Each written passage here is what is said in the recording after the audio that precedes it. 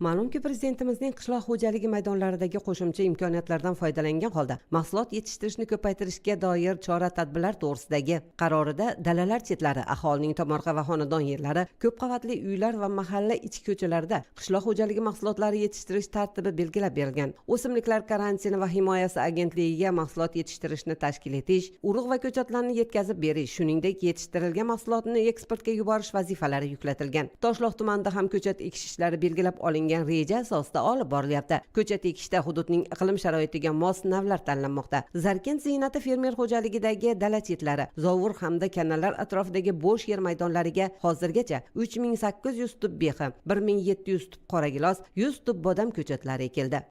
Farg'ona viloyatida 2400 gektardan ziyod maydonga, dala chetlariga mevali ko'chatlar ekib tugatildi.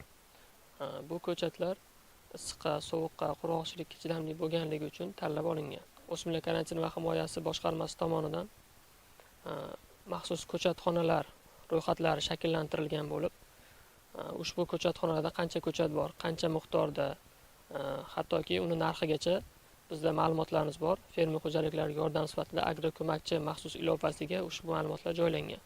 Shu ma'lumotlardan fermer xo'jaliklari bemalol foydalanishlari mumkin.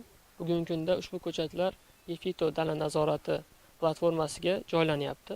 Ushbu ko'chatlar inspektorlar tomonidan yil davomida alohida nazoratga olinib, zararkunanda kasalliklarga qarshi kurash bo'yicha maxsus amaliy yordamlar beriladi.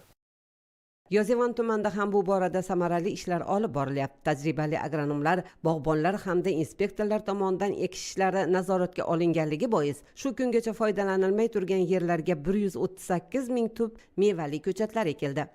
Yozyovon tumanida samarasiz foydalanilmay kelinayotgan maydonlar 171 gektar dala chetlari aniqlandi va 451 gektar kollektor drenaj kanallar bo'ylari aniqlandi. Ushbu maydonlardan samarali foydalanish borasida fermer xo'jalik rahbarlariga tushuntirish ishlari olib borildi. Hozirgi kunda ushbu maydonlarda to'liq ishlar yakunlangan va parvarish qilib kelinmoqda.